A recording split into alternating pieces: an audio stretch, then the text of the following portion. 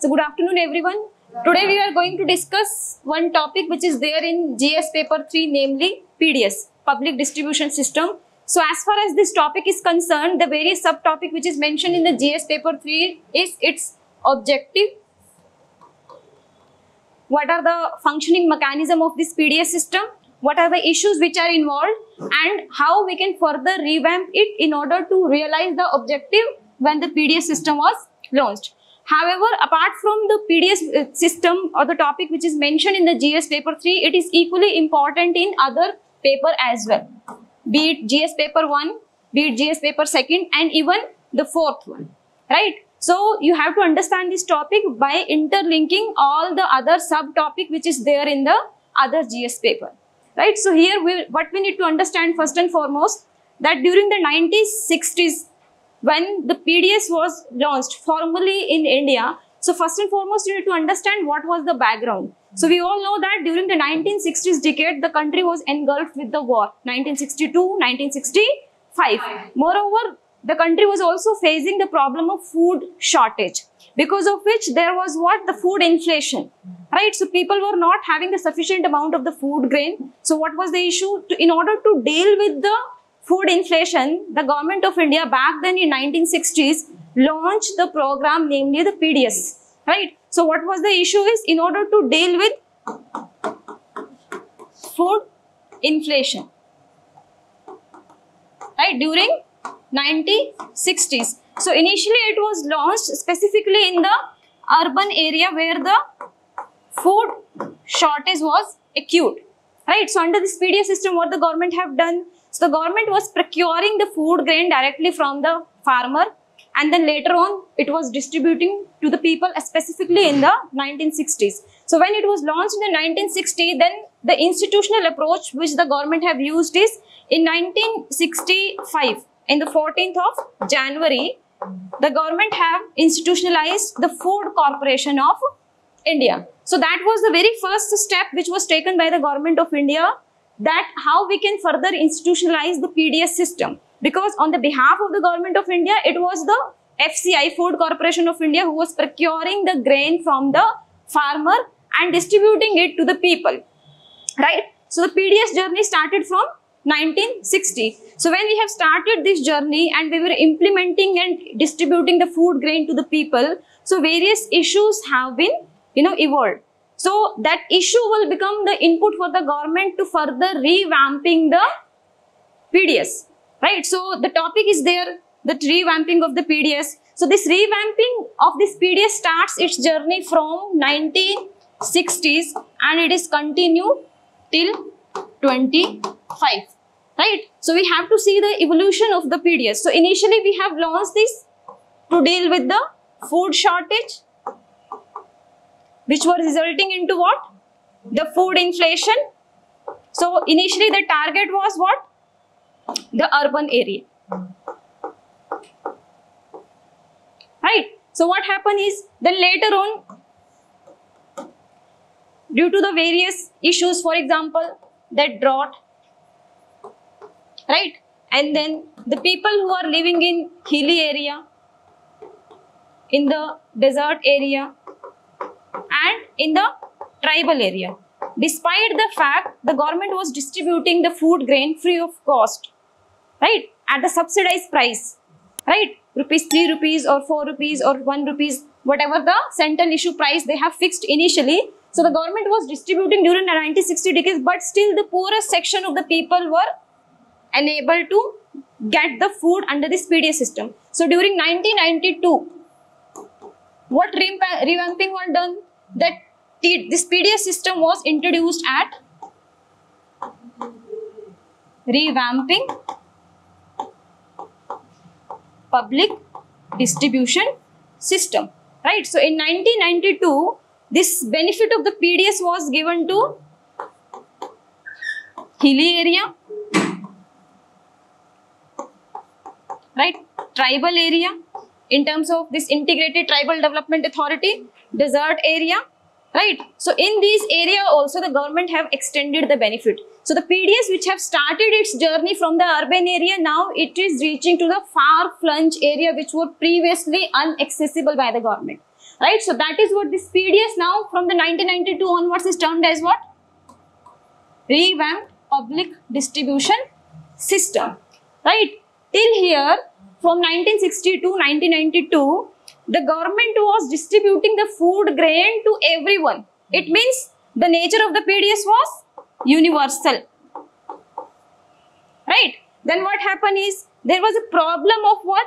That the people who need the food grain more, because of maybe the lack of awareness, the government was not able to identify those, right? So there was a problem of exclusion and inclusion. What is the meaning of exclusion? Means the people who are not even the need of the food grain because they can afford, still they are getting the food grain under the PDS. Why? Because it was universal.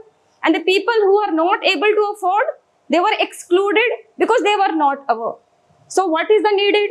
It means we need to target the beneficiary who are in the need of the food grain, especially at a subsidized price. So what will happen after 1992? This revamped PDS system was again relaunched in 1997 as Targeted Public Distribution System, right? So what is the meaning of targeted here is, and back then in 1997 only, the concept of this APL, above poverty line and below poverty line, came into existence. So in 1993, Planning Commission have appointed one committee, namely Lakdawal Committee. So what this committee has said is, in order to identify the poor people or to identify the poverty line, so we should be rely on the state specific data. So we should have the state specific poverty line.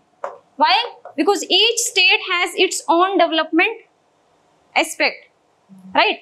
Some are lagging behind the development in terms of the infrastructure or the ratio of the poverty, right? Some are maybe far ahead. So that is why there should be the state specific poverty line, right? And now here in the 1997, we are trying to revamp this PDS into TDPS, right? So what the central government have done is, they have introduced the concept of this APL and BPL. Means in order to avoid the error of exclusion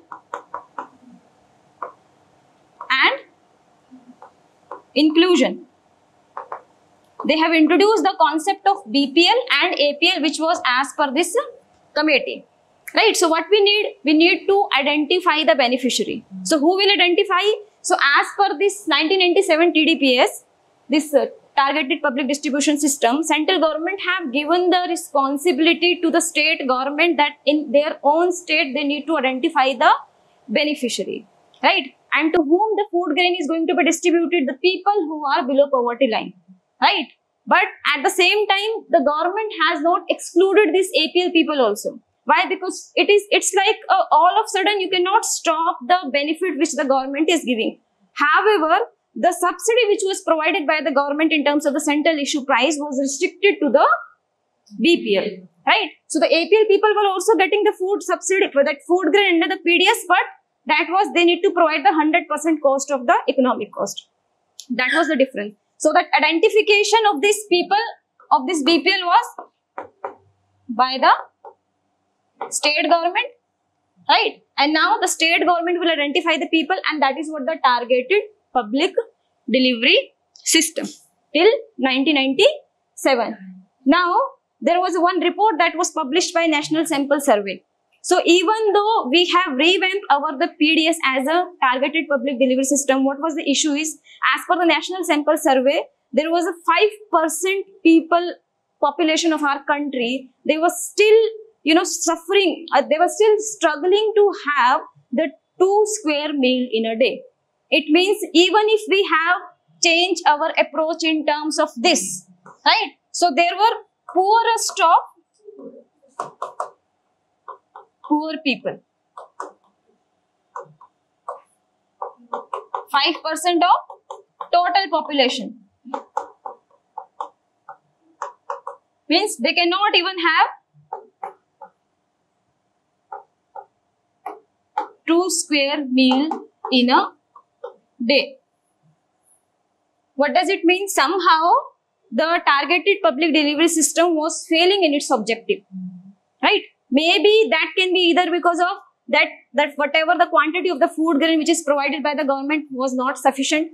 Maybe the number of the member in the family may be more, so that was not sufficient maybe, and maybe the problem of what, that inclusion, right? So for that matter, in order to resolve that, in 2000 the government have again, they have introduced the sub classification in the targeted public delivery system within this BPL. Means within this BPL, who are poorest among poor, so they will get the more heavily subsidized food grain under the PDS, and that scheme was named as Antyodaya Anna Yojana. So that was launched in 2000, right? And later on, that the number of the beneficiary under this particular scheme, that was again increased in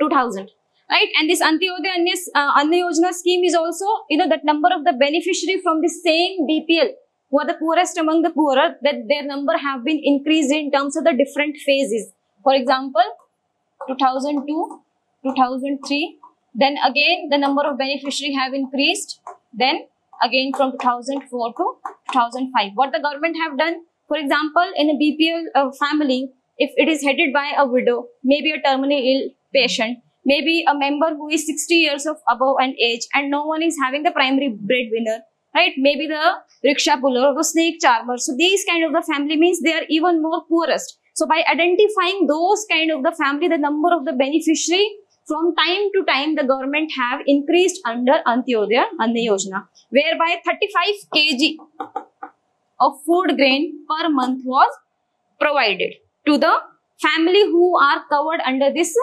Antyodaya Anna Yojana.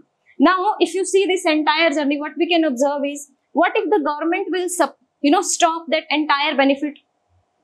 So the government can do, because that providing the food grain, even though India being a welfare state, that is mentioned in the DPSP, but still the government have the right that the government can stop that scheme altogether. But where these people will go, who are suffering from poverty, who are suffering from hunger?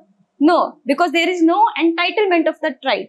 So that is why later on, the government has made the food grain as a legal right under Food Security Act 2013, right? So from after this Antyodaya Anna Yojana, which was launched in 2000, and later on in a different phases, it was extended to the different family, which was the category within the BPL. So that later on we have made this as what? That legal right. Right. So now the PDS under Food Security Act. This PDS was Antyodaya Anna Yojana, whereby 35 kg food was provided to the people who are the poorest among the poor. Then priority household means who are not the poorest. So what is the quantity for them? It was like 5 kg per person. As far as the cost is concerned, it is 2 rupees for rice, 3 rupees for rice, 2 rupees for wheat, and 1 rupees for chorus grain. That was the highly subsidized. Means the people, they need to pay this much of amount while they are procuring the food grain from the PDS system, right? So then we have this food security. Under this Food Security Act, means the government is trying to promote what? The food secure. The people will be the food secure by why? Because now it is what? The legal right as per the Food Security Act. Now, what is the problem here? If you see in the GS paper 1, there is a topic namely population and associated issue, right? Then there is what? Poverty and development issues. Then migration is also there. Now, because of the poverty, people are migrating from one place to another place in the search of the livelihood. But your ration card is restricted to in your area, right? What if you don't get the employment there? Then you will be struggling for what? Even the ration card. And that is what happening during the COVID time period, right? So in order to deal with this issue, that issue is what? Because of migration, right?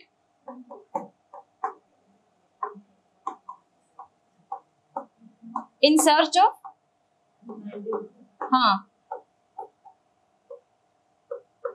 livelihood. So that person cannot get the food grain from the PDS.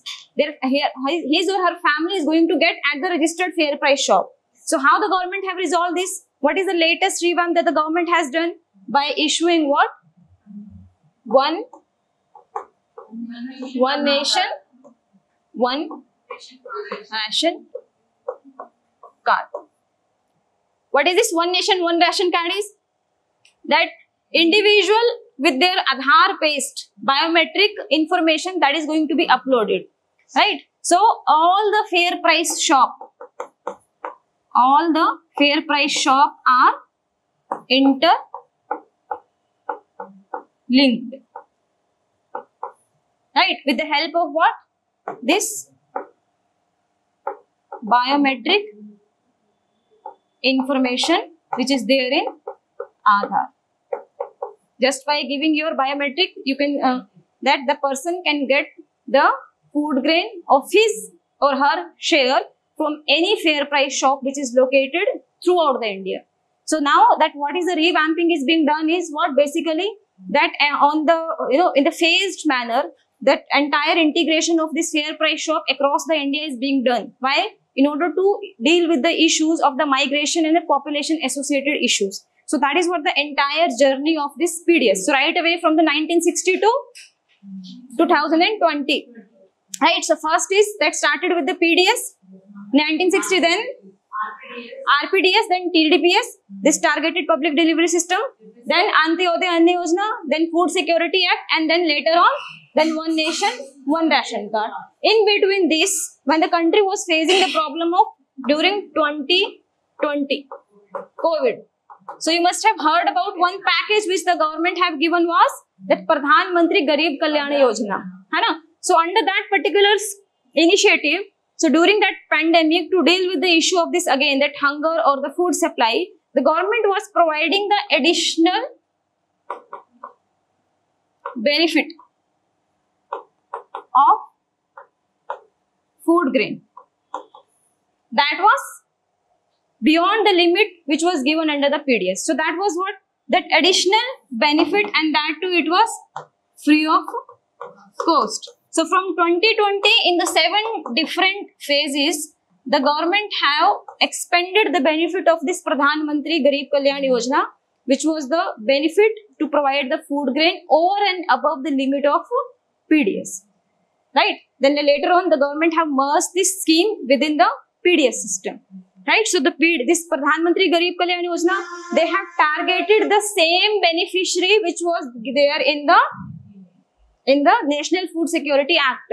So who were the beneficiary? The beneficiary of Antyodaya Anna Yojana and that priority household. So these two beneficiaries were getting the additional food subsidy or the additional food grain apart from the PDS from Pradhan Mantri Garib Kalyan Yojana. So that was the evolution of the PDS system in our country. Right. So where you can use this point not just in the GS paper 3, which is mentioned with respect to the economy. So that is equally important if you see in the GS paper 2 and GS paper 1. So in GS paper 1, there is a topic population and associated issue.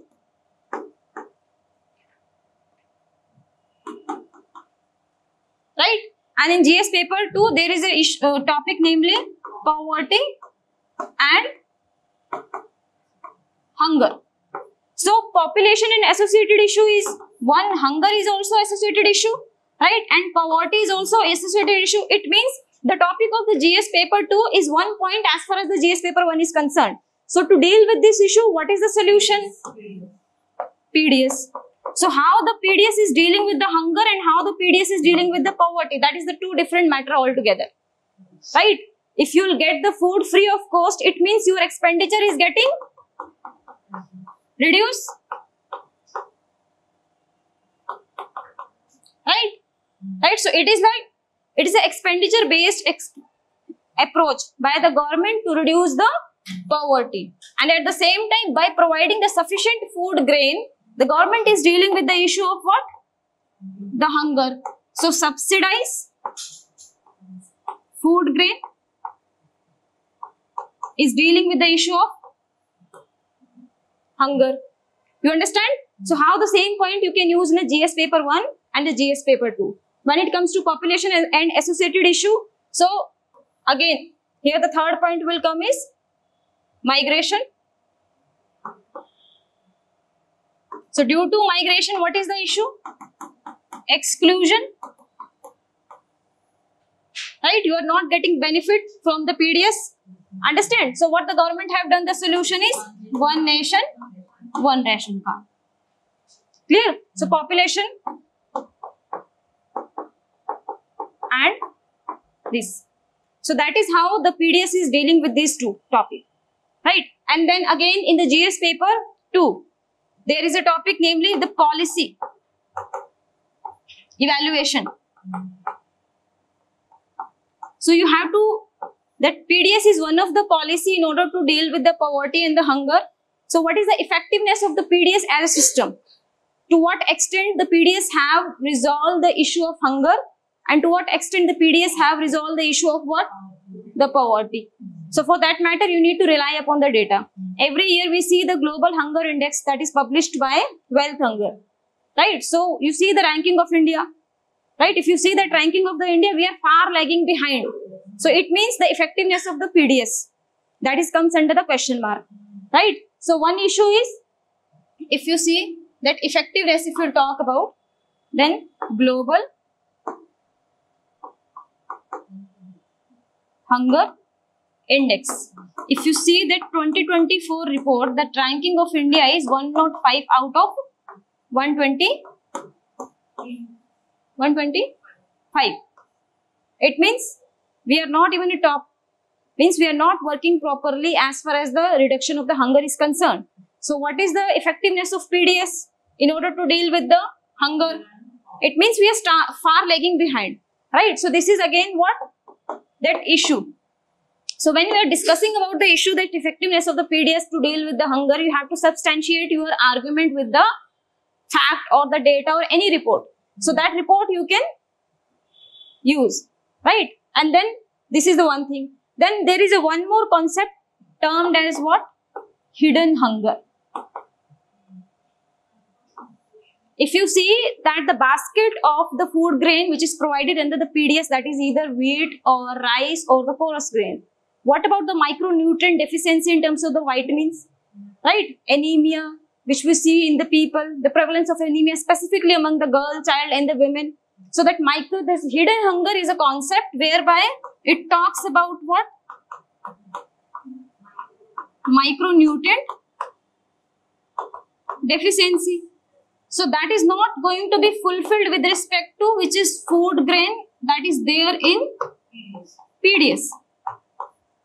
So holistically, we cannot have the effective human resources which ultimately can be utilized as a human capital for the production, for the economic growth or the sustainable development of the country. Right? So what we need is, we need we need to diversify the diet. So whereby the PDS is lagging. Right? So hidden hunger is also not dealt.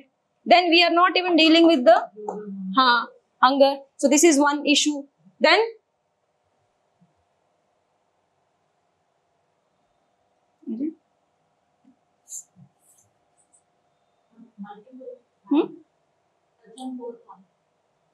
yeah. Okay, so hidden hunger. Right? Now the Indian PDS system is also having the issues with respect to when it comes to the conflict at various international platform.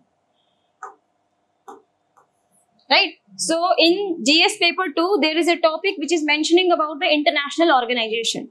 Right? So PDS system in India has also caused a case of concern when it comes to providing the food subsidy to its people to deal with the food security, poverty and hunger. Right? So for that matter, to understand this issue, first and foremost, we need to understand the functioning of the PDS, that how does it work, right? Clear? So if you see here, the government of India have instituted the Food Corporation of India in 1965. What the government of India, with the Food Corporation of India is doing, so this is farmer. The government is procuring the food grain from the farmer, that FCI, on the behalf of the government of India. On what price?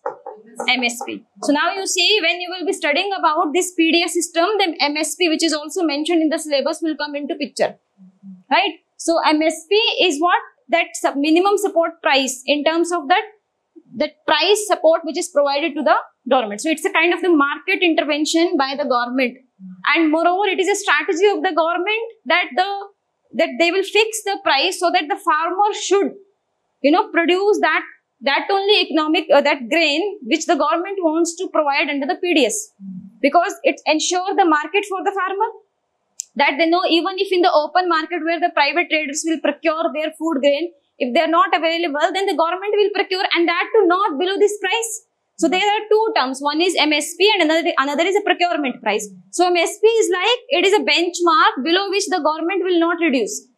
Now depending upon the market situation, the government may increase the price. That is what the procurement cost. So procurement cost will never ever be lesser than the MSP. It will always be equal and can be more than. So the FCI is procuring the grain from the farmer on the MSP. Now FCI will, so one is the procurement cost. This is MSP. Then there will be storage which will be done by the FCI in warehouses, right? Then it has to be transported and distribution.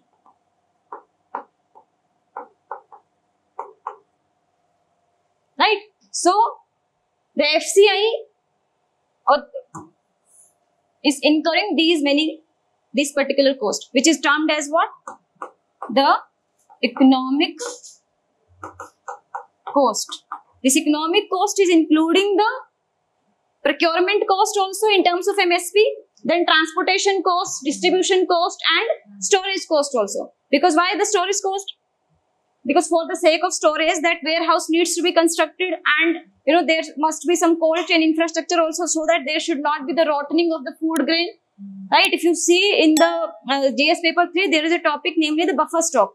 So whatever the amount of the food grain which is left, the government has to store it. Whenever there will be the fluctuation in the demand and supply in the market, so the government will release those food grain from the buffer stock into the open market to neutralize the food prices. So that is different from the PDS, right? So that is what the storage cost will come in terms of the warehouse construction and in terms of the cold storage management, then the transportation and then the distribution. So this entire cost is borne by whom? The government of India. So this is what the economic cost is. Now, this food grain is going to be distributed to the different states, right? Obviously, that is not going to be on the cost of the economic cost, because the state government will distribute this food grain to the people on the subsidized price through the PDS. So that price at which the government of India will give the food grain to the state government, that is what is termed as what? The central issue price. That is what we see, the 3 rupees, 2 rupees, 1 rupees. That is not the actual cost which the government of India have borne, right, in terms of the economic cost. So what is the food subsidy here? Obviously, the economic cost minus central issue price, right? So here the state government, after getting the food grain on the central issue price through the fair price shop, distribute the grain to the beneficiary. Clear? So what is the role we can understand? The central, as far as the central government is concerned, the role of the central government is confined in the PDS is with respect to procurement, storage, transportation and distribution. When it comes to the role of the state government, to deliver the food grain to the fair price shop, and what we have discussed, that identification of the beneficiary, right? So here this the role of the central government is handling the procurement and the distribution. When it comes to the state government, its role is operational role. Operational role in terms of food grain to fair price shop and then identification of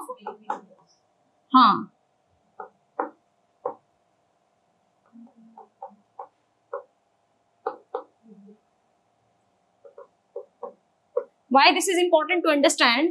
Because if you see that the issues, so identification of the beneficiary is one of the important issues because it leads to the error of inclusion and exclusion. So if it needs to be solved, then who is having the primary responsibility? So it means if you in your answer, if you're writing about the central government needs to deal with the issue of exclusion, it is not so the case. Why? Because it is the responsibility of whom? State government. When it comes to rotting of the food grain outside the warehouse, which have been procured by the Food Corporation of India, then who has to deal with it? It is the central government. Understand? So if you have this clear picture that how the food from the farm to the fair price shop and ultimately to the plate of the poor people. So who is having the which role and who needs to deal with that particular role? So that clarity you must be there, and you can draw the diagram when you are writing the answer. Right away from the farm to the plate of the people. That is what the case is. Now, what is the problem here is, if you see this food subsidy, which is given by the government to the people in order to ensure the food security or to deal with the hunger, what is the problem? If you see in World Trade Organization, which deals with to promote the trade, and the trade should be free and fair. Free and fair trade means what? There should not be the control of the government, means it should be based on the market forces of the demand and supply. Price fluctuation and the price should be determined by the market. Now you tell me, when it comes to this food subsidy, is it a market driven price? No. Right? It is the something which is, driven by the government. So this food subsidy is ultimately doing what? It is declining the price of the food to deal with the food inflation. Right? So in the WTO, in order to have the free and fair trade, so WTO, under this there is a one agreement, namely Agreement on Agriculture. So the subsidy which may or may not distort the trade. Distortion of trade is related to what? That price fluctuation, that market intervention by the government. And it may not distort the trade. So some subsidy will be distorting in nature and some subsidy will not be distorting in nature. So as far as our food subsidy is concerned, it is distorting. So right. So as per the WTO agreement, in Agreement on Agriculture, the subsidies are divided into the different boxes. Right. So which of the subsidies allowed or not. When it comes to this particular subsidy, there is a terms and the condition under the WTO that nobody should provide the food grain subsidy beyond the 10% of production cost. Right? And if you see the number of the people who are getting the benefit under the PDS, and if you calculate the cost, then obviously it is breaching that norm which have been set under the WTO, of which the government of India is also the part. Not just the government of India, the various developing countries. Right? So this breach is always, broken by the government. Right? And if you see in the last year, in the month of March 2024, the Thailand have approached the WTO, whereby it is putting the allegation that this food subsidy program of the government of India is always breaching this particular right.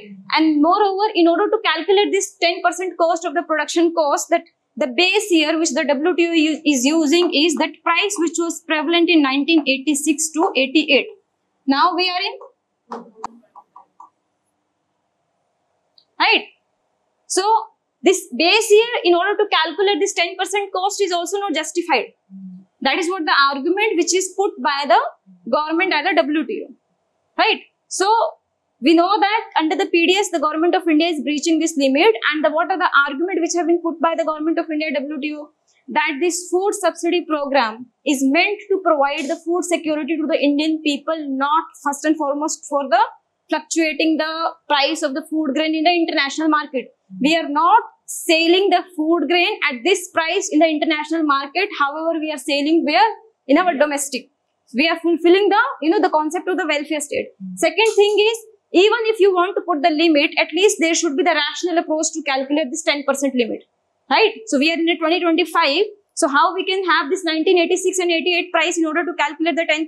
Obviously, it is not justified. So you need to change the methodology to calculate the price. So this is one rational argument that have been put forward by the government, and another is that this is meant for the food security in India. Being a sovereign country, we can have any policy which will promote the welfare of the Indian people.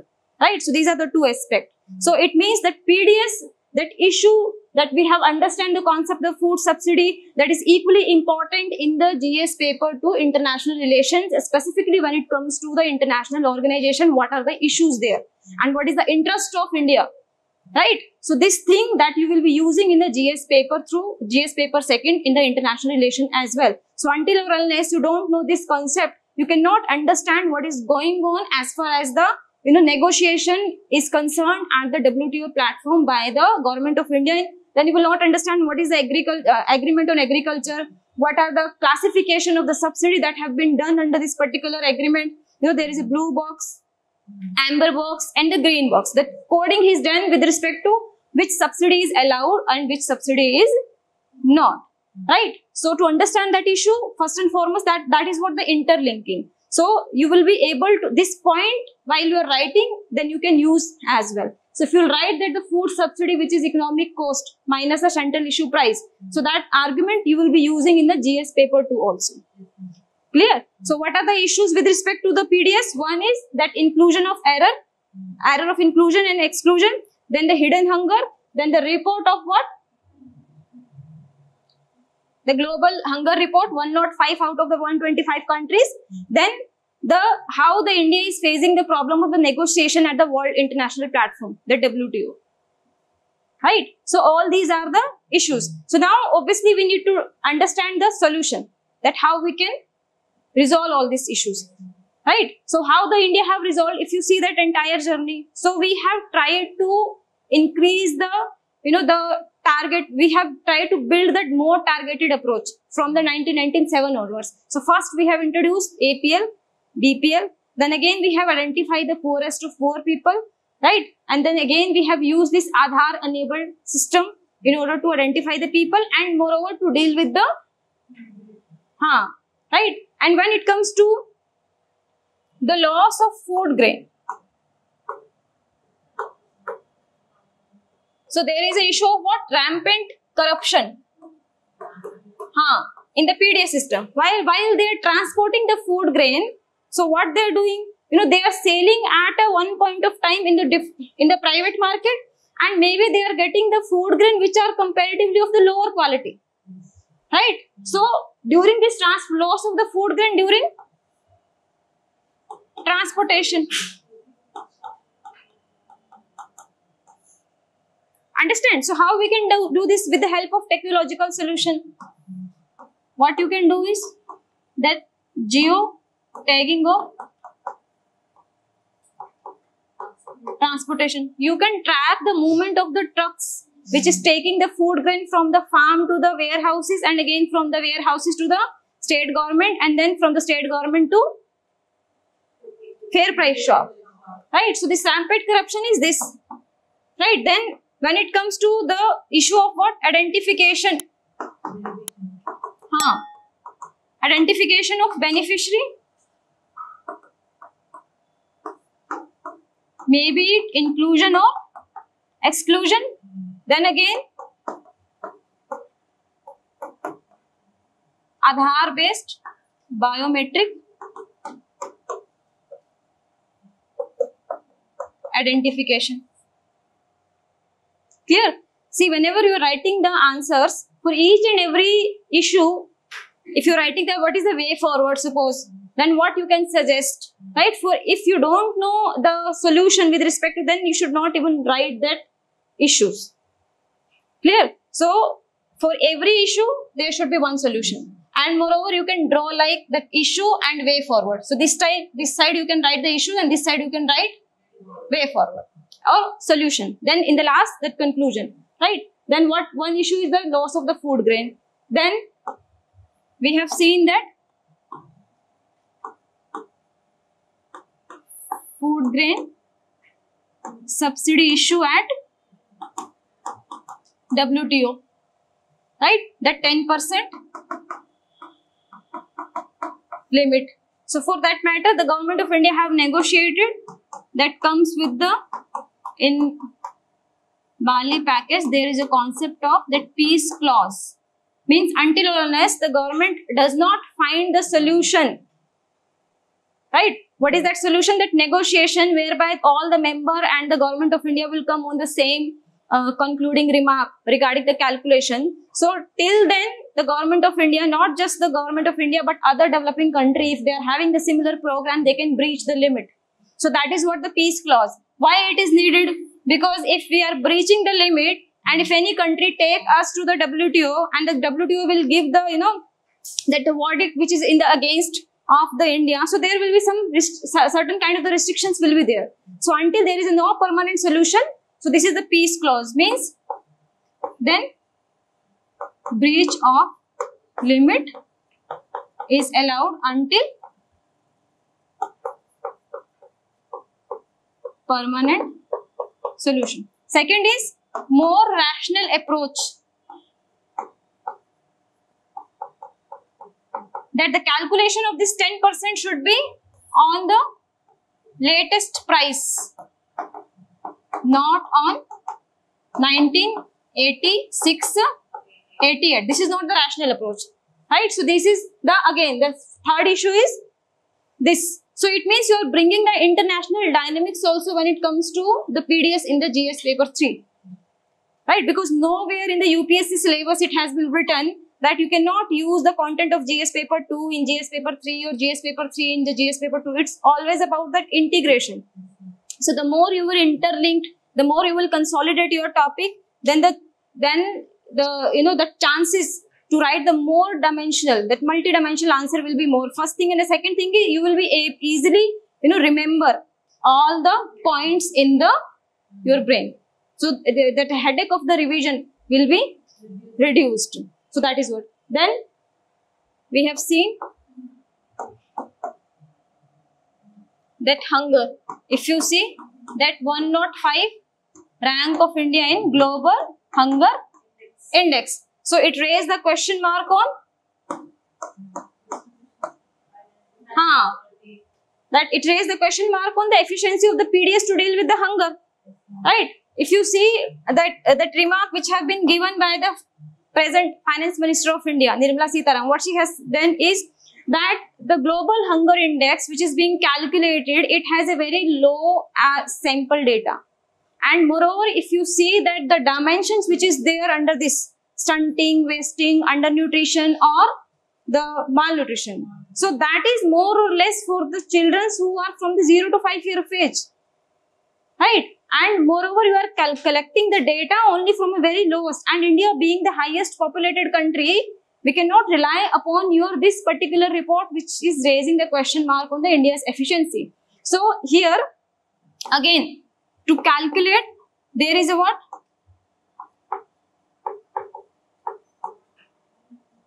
Methodological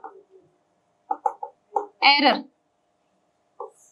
While global hunger index is calculated, right, with respect to low sample data. So it means as far as the relevancy of global hunger index is concerned to measure the hunger level in the Indian, not just in Indian context but in other country also, so that is not up to the mark. And most of the indicator collecting the data from 0 to 5 year of age group.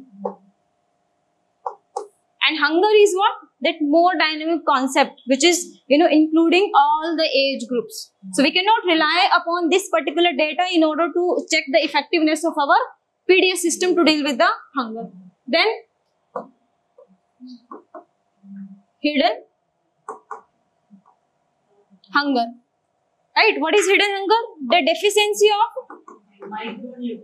micronutrient. Right? Then if you see the prevalence of child stunting, child wasting, that prevalence of anemia, the women who are dying because of this maternal mortality rate, infant mortality rate, neonatal deaths, all these are what? That micronutrient deficiency. Right? So again, the efficiency of the PDS system to provide the food grain to deal with this deficiency of the micronutrient. Then what is the solution? We need to diversify the diet. If the government is going to diversify the diet, then the burden of again the food subsidy will increase. Then again that will raise the question where the WTO, and moreover again there will be implication with respect to the fiscal deficit of the government.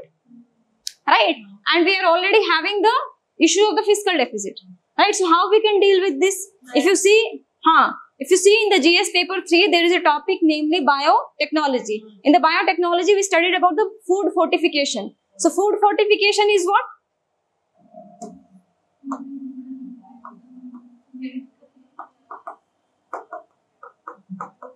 With the help of science and technology, the micronutrient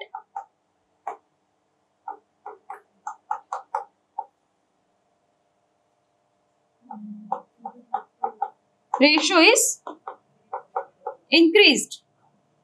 Maybe in rice, wheat, or right. So here if you see, this problem in the PDS system are having that multi-sectoral. There are multi-dimensional issues in terms of the socio-economic, international dynamics, right? Operational issues. What is operational issues? With respect to the transportation. During the transportation and distribution, losses are also there because of what? Improper handling. Right? So improper handling is also resulting into what? That wastage. This is because of what? Improper handling during transportation and distribution. Right? We don't have the adequate infrastructure.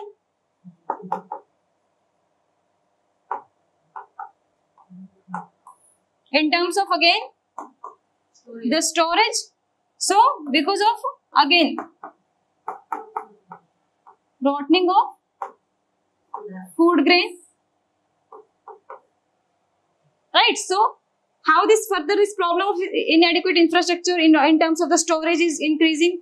Why? Because if you see that MSP, the government cannot deny the farmer to purchase the food grain from the farmer, right, at the MSP price. So even if whatever the requirement of the government of India is there to deliver the food grain at the PDS, and moreover that buffer stock which the government of India is maintaining over and above the limit of to provide the food grain in the PDS, so still we are having the adequate amount of the food grain. So where the government is going to store? We don't have the adequate warehouses. And entire responsibility of the storage belongs to whom? The central government, right? Because the role of the state government is confined to the operational cost, right? Operational identification of the beneficiary and to deliver the food grain to the fair price shop. So at home there is a responsibility to the central government, right? So again here the adequate infrastructure. So adequate infrastructure is because of the storage. Why? Because there is again the MSP.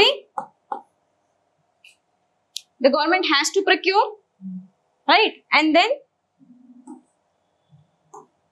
there is one method which is termed as if there is no adequate warehouses. So what they are doing is cover and plinth.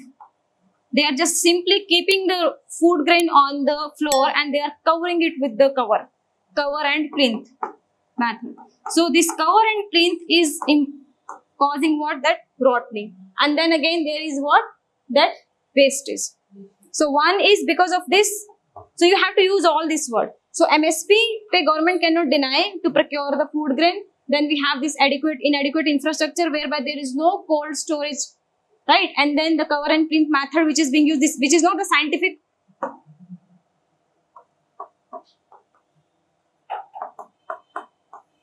right? So again, there is what? This issue of wastage, and this is the improper handling. This is one. So when you are talking about the wastage is due to various reasons. One is improper handling, the lack of the storage facility which is resulting into the rotting of the food grain, the method of the cover and plinth, which is again, there is a wastage. Then again, this MSP, the government have to procure even beyond the requirement of PDS and the buffer stock. So that is why the food grain is, leaving outside the warehouses, which is resulting into the wastage. If you see, there was one statement which was given by back then the late former Prime Minister of India, that in one corner of the country we are facing the problem of food inflation, and in another corner of the country we see that the entire food grain is wasted on the road outside the warehouses. So what reply that has been given by the Manmohan Singh was that the problem is not the shortage of the food grain, it is the transportation and the distribution and the storage. If we are having that connecting infrastructure, so with the help of which we can transport the food from the warehouses to the market where it is required. You understand? So it means we have, for this particular issue, what we need to do is, again, the scientific, that science and technological intervention and infrastructure development. So it may be you have to talk the solution with respect to science. What we can do, we can increase the shelf life of the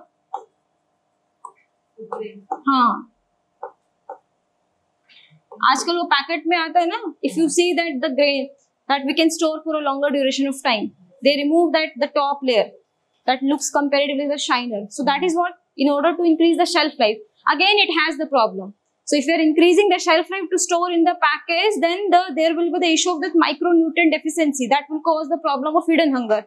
Because of this packed food only, the World Bank have popularized the concept of this hidden hunger. Right? So every problem has a solution and every solution causes another problem.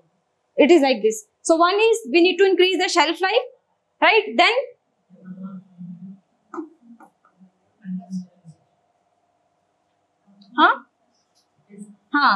infrastructure development. In terms of warehouse construction, and then cold chain storage management. Now, with this one point also you need to connect. If you see, there was a farm protest. So one of the issues is they were talking about to legalize the MSP. If the government will legalize the MSP, it means the responsibility of the government to procure the food grain will be mandatory. Even if it is not legalized, still the government is facing the problem of this wastage. Right? So, again, there is a conflict of interest. What? The issue of farmer versus if the government will procure, it means the government needs to invest heavily in the infrastructure in terms of the storage or the, science and technological solution. But that again, it will cause the huge burden. Right? So, again, the fiscal deficit and all these implications will be there. Understand? So, these are the issues that we need to take into the consideration, because the topic also says that what are the issues and how it can be revamped. So as far as the revamping is concerned, so you have to talk from the very first, from the 1962 to 2020, right? That starts from the PDS, and now one nation, one ration card. So when we have introduced, it was universal in approach because there was no concept to exclude the people. Then later on, we are targeting the people. So now it is more with the targeted approach rather than the universal approach, right? So when we are targeting, then again the different issues are coming. That is in terms of all these issues that we have discussed. So you have to discuss the international dynamics also. Then you have to discuss with respect to the hidden hunger, micronutrient deficiency, diversification of the diet that needs to be done. Then the other issues of this infrastructure. Then the issues related to the population associated issue is what? Stunting, wasting, anemia. That is going to be dealt with the food grain only. So what is the effectiveness of the food grain to deal with these population associated issues or the poverty related issues or the hunger or hidden hunger? So when you are talking about the PDS, you have to mention that it is what? The expenditure reduction approach. If there is a question in the poverty and related issues, so when you are talking about the expenditure related aspect, to reduce the poverty, then the PDS will come into picture, because you are providing the free of cost food to the people. That's how you are trying to reduce the expenditure of the people, and thereby you are managing the poverty. So the same topic you can use in a different dimension, right? So this was all about the PDS system.